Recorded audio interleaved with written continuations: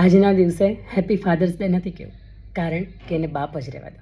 બાપ બાપ હોય છે, અને બાપ એટલે જગતનું એવું વ્યક્તિત્વ કે જેને જગતના કોઈ પણની સાથે સરખાવી ન શકાય, એની ઉપમા ન આપી શકાય. અને ખાસ કરીને આજ બાપ માટે લખાયેલા જ બે શબ્દો છે, આપની વચ્ચે પ્રસ્તુત કરું છું. જેના શબ્દો છે, હારવા ન દે ને આનું નામ બાપ, અને હાંફવા ન દે આનું નામ બાપ. ભર ઉનાળે તપે તાપ ને તોય તમને તપવા ન દે ને આનું નામ બાપ. થાકવા ન દે આનું નામ બાપ, અને ઠેસ લાગવા ન દે આનું નામ બાપ. હોય હજાર મૂંઝવણ મનમાં ને તોય તમને માપવા ન દે ને આનું નામ બાપ.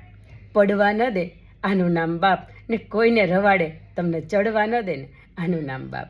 સાનમાં ન સમજો ને તો એક મારીને મોઢું ફેરવી નાખે ને પછી જઈને છાને ખૂણે ગળગળો થઈ જાય ને આનું નામ બાપ.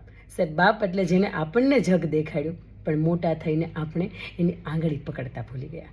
બાપ એટલે એવું વ્યક્તિત્વ જેણે આપણને શેરીઓ બતાવી, પરંતુ વિશ્વની ગલીઓમાં ઘુમાવવાની જવાબદારી હવે આપણી છે. બાપ એટલે એવો વ્યક્તિત્વ કે જેણે આપણને મોબાઈલ તો લઈ આપ્યો, પરંતુ જેની અંદર સૌથી ઓછા ફોટોગ્રાફ્સ છે એનું નામ બાપ. આવો બાપની જગતની અંદર ક્યારેય કોઈની સાથે સરખામણી ન થઈ શકે.